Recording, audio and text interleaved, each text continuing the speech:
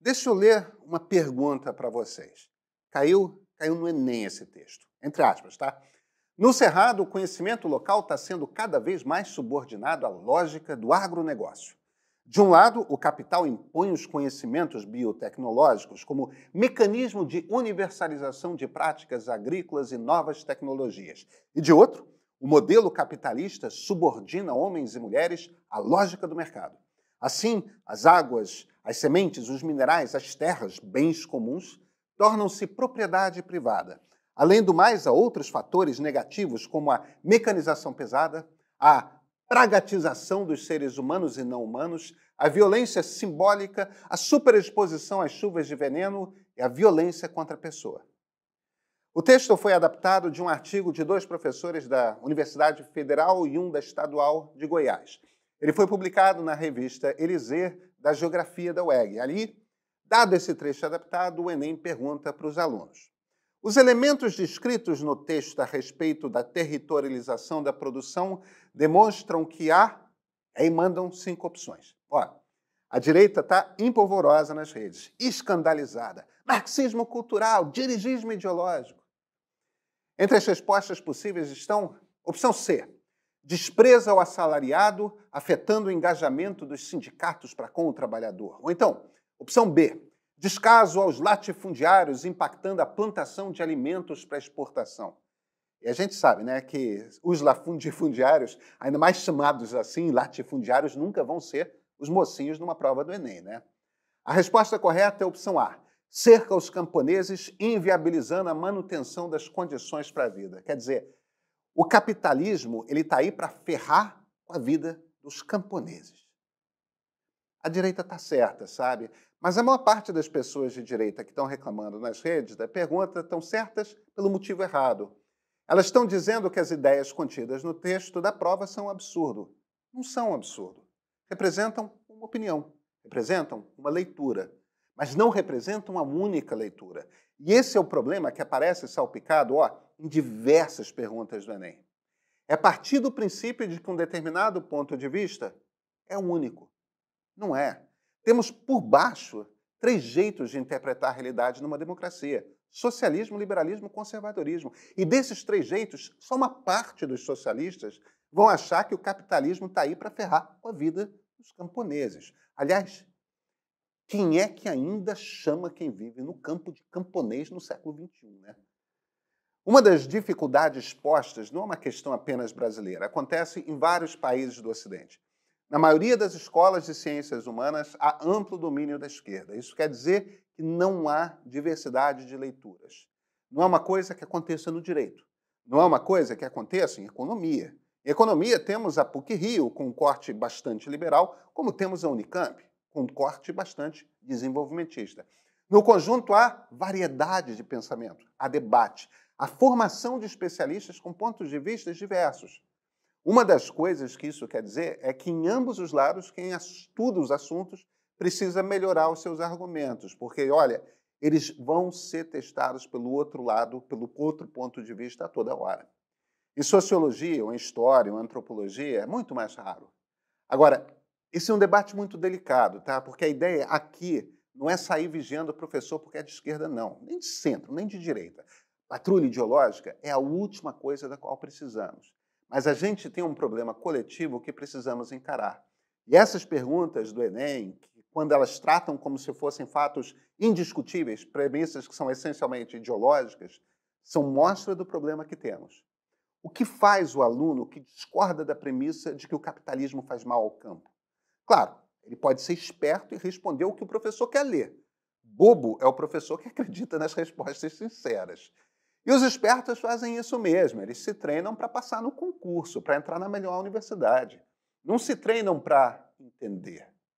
Uma das coisas que provas assim do Enem mostram é que o objetivo não é gerar pessoas capazes de pensamento crítico. A mensagem que está sendo passada é outra. É a ideia de que certos pontos de vista são indiscutíveis. Não dá para criticar. Não são, muito pelo contrário. Eu sou Pedro Doria, editor do Meio.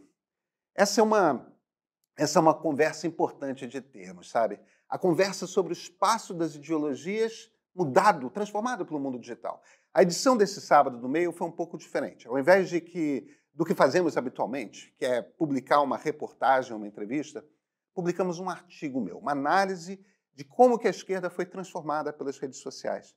A gente passou os últimos anos discutindo o que mudou na direita, até porque das redes nasceu uma direita profundamente antidemocrática, que buscava eliminar a esquerda. A nova esquerda não tem como objetivo, como projeto, implodir o regime democrático, mas tem em alguns momentos traços muito autoritários. O título do artigo é Israel não tem como ganhar. Em boa parte dele, o que eu tento fazer é compreender como que a esquerda se transformou no debate das redes. Os assinantes premium do Meio já podem ler o texto. E você, já assina? Ah, vai, assina. É baratinho. Esse é o ponto de partida.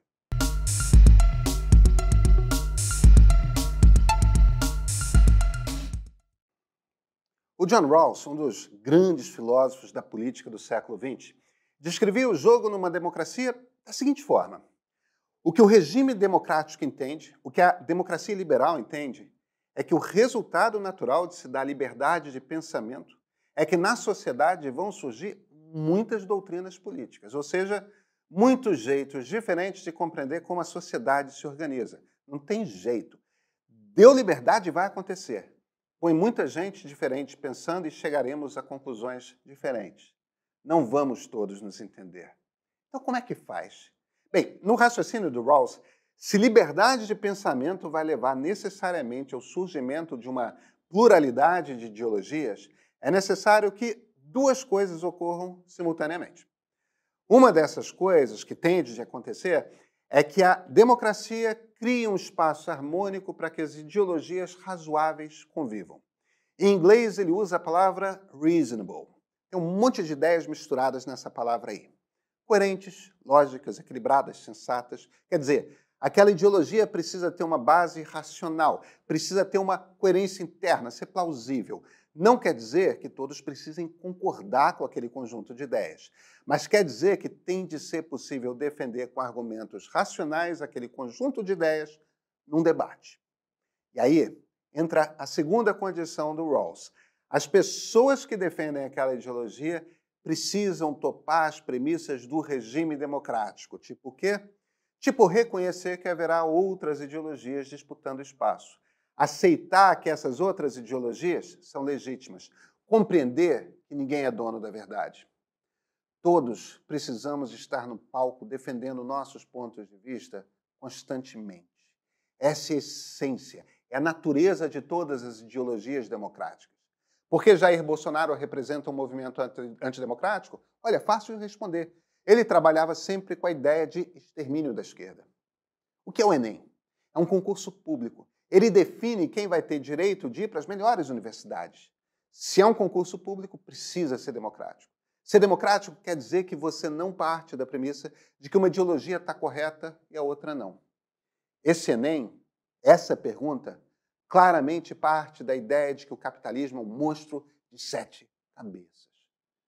Outras pessoas, vejam só, acreditam que o capitalismo, suas práticas agrícolas e suas tecnologias enriqueceram uma quantidade imensa de pessoas no Sul, no Centro-Oeste e até no Nordeste brasileiros nas últimas décadas. As regiões do Nordeste que cresceram nesse período foram porque entraram na moderna indústria agrícola da Nova República.